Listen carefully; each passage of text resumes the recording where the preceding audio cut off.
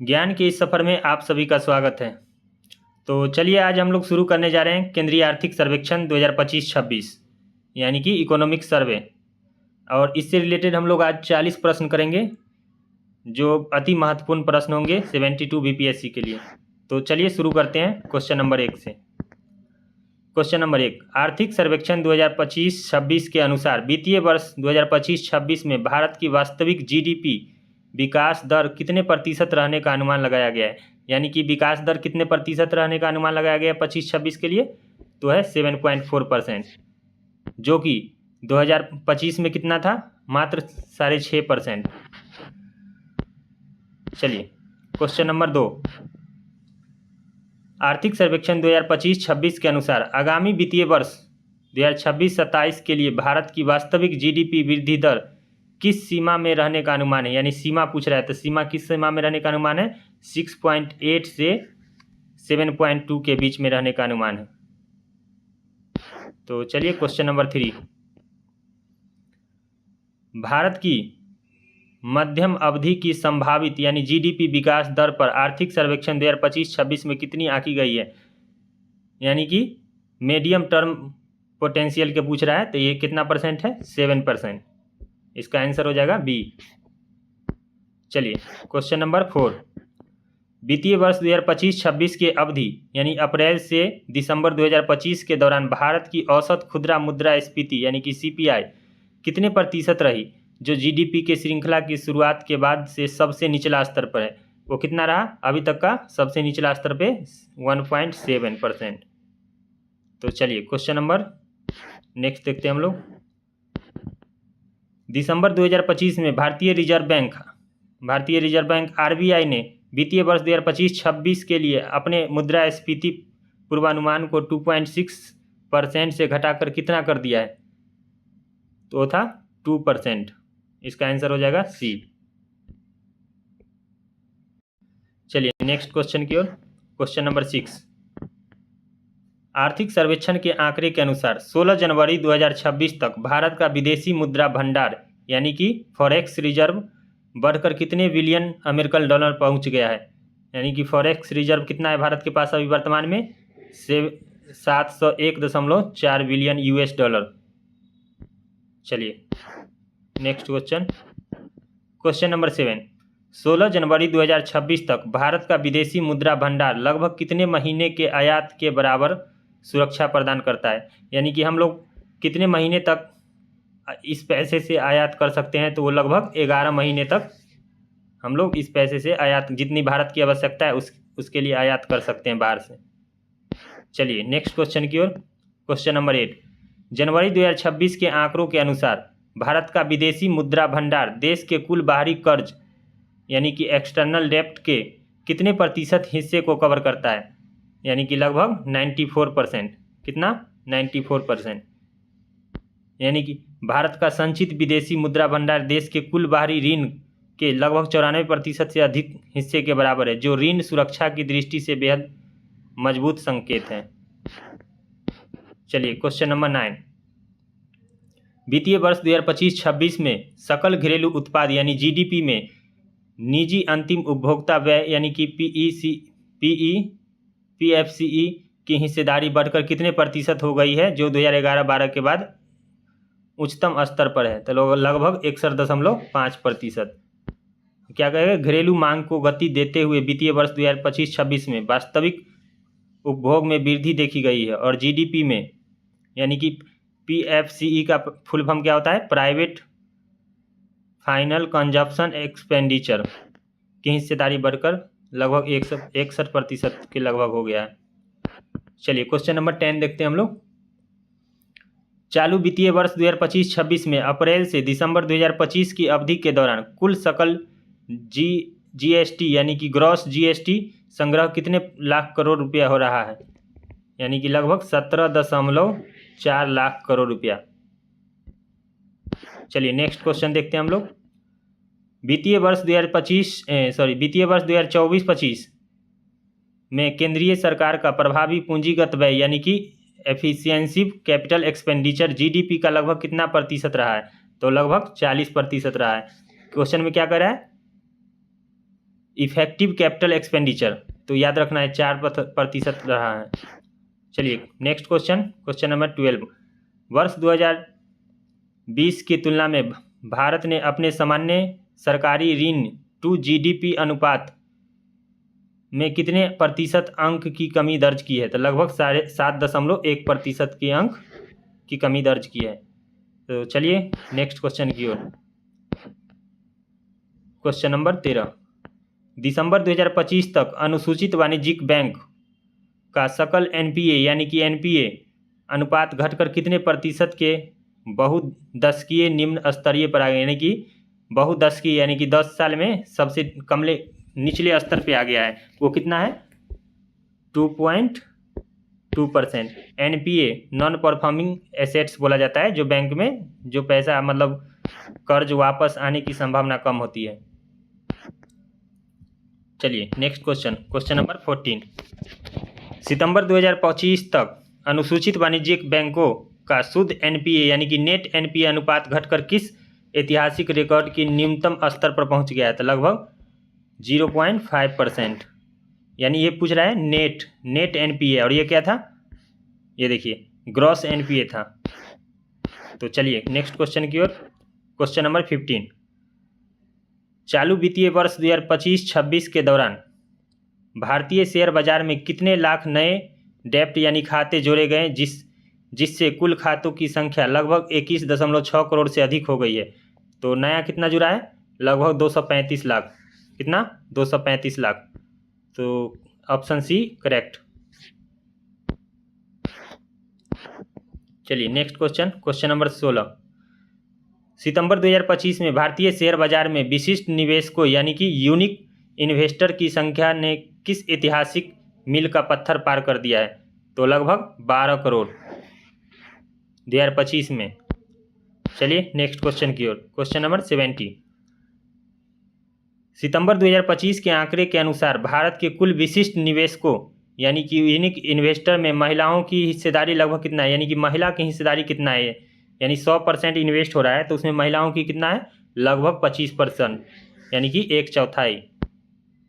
फिर भी बहुत कम है। चलिए नेक्स्ट क्वेश्चन, क्वेश्चन नंबर 18। वर्ष 2024 यानी कैलेंडर ईयर 2024 में भारत के कुल वित्तीय क्षेत्र की संपत्ति यानी total financial sector assets GDP के लगभग कितने प्रतिशत के बराबर दर्ज की गई है? तो लगभग 187%। इसका आंसर हो जाएगा सी।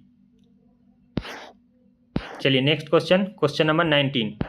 हाल ही में विश्व बैंक ने क्रय शक्ति मान्यता यानी कि PPP 2021 के कीमतों के आधार पर के अनुसार अंतर्राष्ट्रीय गरीबी रेखा को 2.15 अमेरिकी डॉलर से बढ़ाकर कितना कर दिया है? पहले गरीबी रेखा कितना का मतलब गरीबी रेखा था 2.1%, 2.1 अमेरिकी डॉलर, जिसे बढ़ा के अब कितना कर दिया गया है? $3 अमेरिकी। तो चलिए नेक्स्ट क्वेश्चन, क्वेश्चन नंबर 20। विश्व बैंक की संशोधित 3.0 अमेरिकी डॉलर प्रति दिन के अंतर्राष्ट्रीय गरीबी रेखा के अनुसार वर्ष 2022 से 23 में भारत में अत्यधिक गरीबी यानी कि एक्सट्रीम पॉवर्टी कितनी दर्ज की गई है? तो लगभग 5.3%। भारत में अभी गरीबी रेखा कितना है? 5.3% विश्व बैंक के अनुसार, और संशोधित डेटा के अनुसार यानी कि लगभग $3 अमेरिकी प्रति दिन के हिसाब से। तो चलिए नेक्स्ट क्वेश्चन की ओर। Question number 21। नीति आयोग के रिपोर्ट के अनुसार भारत के बहुआयामी गरीबी सूचकांक यानी कि MPI वर्ष 2005 से 6 के लगभग 53.3% से घटकर वर्ष 2022-23 में कितना प्रतिशत पर आ गया है? तो लगभग 11.28%। यानी कि बहुआयामी गरीबी सूचकांक कितना परसेंट है भारत में? 11.28%, जो वर्ष 2005-06 में लगभग 55.3% था। तो काफ़ी इसमें सुधार आया है। तो देखते हैं question number next question, question number 22। Budget अनुमानों के अनुसार वित्तीय वर्ष 2025-26 में सामान्य सरकार का सामाजिक सेवा व्यय यानी कि सोशल सर्विस एक्सपेंडिचर सकल घरेलू उत्पाद का कितना प्रतिशत है? यानी कि 100% एक्सपेंडिचर है, मान लीजिए 100% कितना है एक्सपेंडिचर, तो उसमें से पूछ रहा है सोशल सर्विस एक्सपेंडिचर के लिए कितना खर्च किया गया भारत सरकार के लिए, यानी कि सामाजिक सेवा व्यय के लिए। तो वो था लगभग 100% का 7.9% सामाजिक कल्याण के लिए खर्च किया गया है। चलिए नेक्स्ट क्वेश्चन की ओर। क्वेश्चन नंबर 23, वर्ष 2025 तक की स्थिति के अनुसार भारत के लगभग 24 शहरों में कुल कितने किलोमीटर का मेट्रो नेटवर्क संचालित हो चुका है? तो लगभग 1036 किलोमीटर। कितना मेट्रो अभी तक भारत में चल रहा है? लगभग 1036 किलोमीटर। चलिए नेक्स्ट क्वेश्चन की ओर। क्वेश्चन नंबर 24, पिछले एक दशकों में high speed railway road corridor network में भारी वृद्धि हुई है। यह वित्तीय वर्ष 2013 से 14 के 550 किलोमीटर से बढ़कर दिसंबर 2025 तक लगभग कितने किलोमीटर हो गया है? तो लगभग कितना हो गया है? 5364 किलो वर्ग किलोमीटर। यानी कि रोड की बात कर रहा है तो 2013 में, मात्र 2013-14 में कितना था? 550 किलोमीटर। जो अभी वर्तमान 2025 में देखा जाए तो कितना हो गया है? 5364 किलोमीटर। चलिए नेक्स्ट क्वेश्चन देखते हैं। वित्त वर्ष 2025-26 से दिसंबर 2025 तक भारत में कितने किलोमीटर नई रेलवे लाइन ट्रैक का विस्तार किया गया? यानी कि 2025-26 फाइनेंशियल ईयर 2026 की बात कराइए तो कितना परसेंट था, कितना किलोमीटर? यानी कि 3500 किलोमीटर। इसका आंसर सी हो गया। चलिए नेक्स्ट क्वेश्चन की ओर। क्वेश्चन नंबर 26, भारत दुनिया का तीसरा सबसे बड़ा घरेलू विमानन बाजार बन गया है। जो देश में हवाई अड्डों की संख्या वर्ष 2014 के 74 से बढ़कर वर्ष 2025 में कितना हो गया है? तो 164।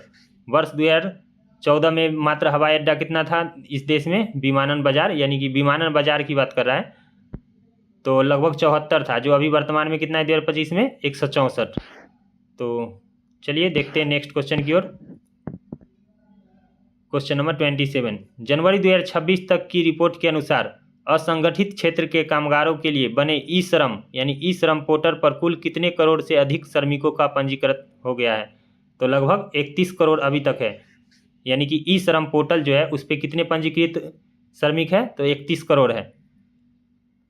ये किस क्षेत्र से? असंगठित क्षेत्र। चलिए नेक्स्ट क्वेश्चन की ओर। क्वेश्चन नंबर 28, ई श्रम यानी ई श्रम पोर्टल पर पंजीकृत कुल असंगठित कामगारों में महिला कामगारों की हिस्सेदारी कितना प्रतिशत है? तो मान लीजिए 100% असंगठित क्षेत्र के श्रमिक मतलब कि ई श्रम पोर्टल पे पंजीकृत है, तो उसमें महिला कितना है? तो महिला का उछाल लगभग पुरुष से भी ज़्यादा है, लगभग 54% महिला ही है 100% में। चलिए नेक्स्ट क्वेश्चन की ओर। आवधिक श्रम बल सर्वेक्षण के ताज़ा आंकड़ों के अनुसार दिसंबर 2025 में 15 वर्ष और उससे अधिक आयु के व्यक्तियों के लिए समग्र श्रम बल भागीदारी दर बढ़कर कितना प्रतिशत हो गया? तो लगभग 56.1%। चलिए नेक्स्ट क्वेश्चन। श्रम क्षेत्र में लैंगिक समावेश को दर्शाते हुए दिसंबर 2025 में भारत में महिलाओं की श्रम बल भागीदारी दर बढ़कर कितने प्रतिशत हो गई है? महिलाओं में श्रम बल भागीदारी कितना प्रतिशत हो गया? अभी 35.3%। तो इसका आंसर सी। चलिए नेक्स्ट क्वेश्चन देखते हैं। दिसंबर 2025 के PLFS आंकड़ों के अनुसार देश में समग्र बेरोजगारी दर घटकर कितने प्रतिशत पर आ गई है? यानी बेरोजगारी दर अभी वर्तमान में भारत में कितना है? तो लगभग 4.8%। दिखने में कम लग रहा है लेकिन टोटल 100% आबादी हमारी, तो उसकी 4%, 4.8% बहुत ज़्यादा होता है, लेकिन फिर भी इसमें गिरावट आई है। तो चलिए अच्छी बात है। देखते हैं नेक्स्ट क्वेश्चन। क्वेश्चन नंबर 32, वित्तीय वर्ष 2025-26 की दूसरी तिमाही में देश में कुल नियोजित यानी रोजगार प्राप्त व्यक्तियों की संख्या कितनी दर्ज की गई है? तो लगभग 56.2 करोड़।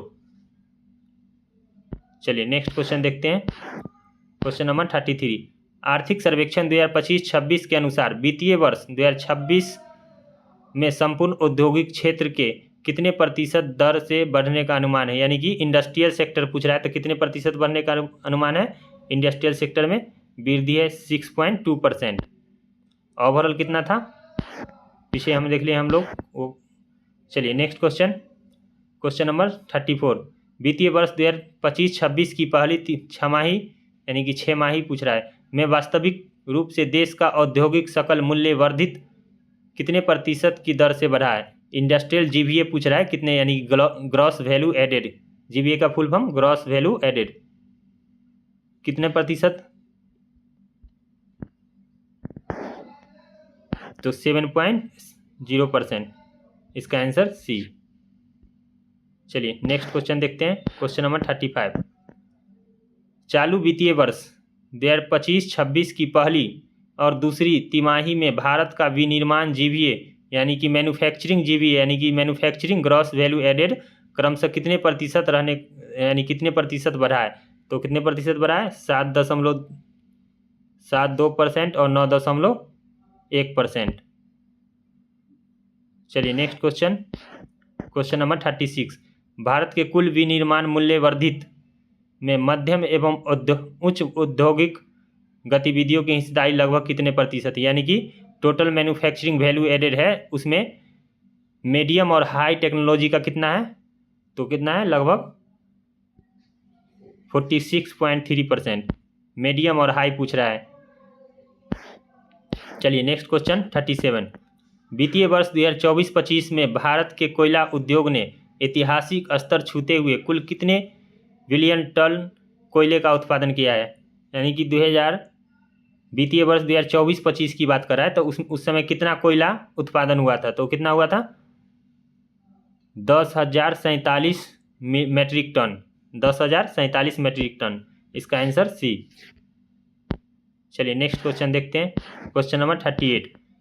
सरकार की प्रमुख उत्पादन लिंक्ड यानी कि पीएलआई पूछ रहा है योजना ने दिसंबर 2025 तक कुल 14 क्षेत्रों में कितने लाख करोड़ रुपया से अधिक का वास्तविक निवेश आकर्षित किया है। तो कितना लाख करोड़ रुपया निवेश आया है, तो लगभग 2 लाख करोड़ रुपया। और किस क्षेत्र में करा है, पीएलआई योजना के तहत। चलिए नेक्स्ट क्वेश्चन। Question number 39।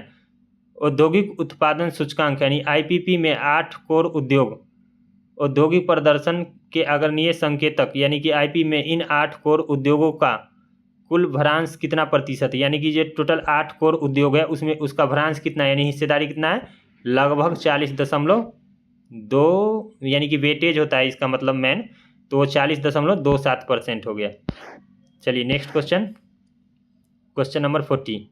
दिसंबर 2025 में भारत के औद्योगिक उत्पादन सूचकांक में पिछले 2 वर्षों की उच्चतम वृद्धि दर्ज की गई है। दिसंबर 2025 में आईपीपी की वृद्धि दर कितने प्रतिशत रही है, तो 7.8%।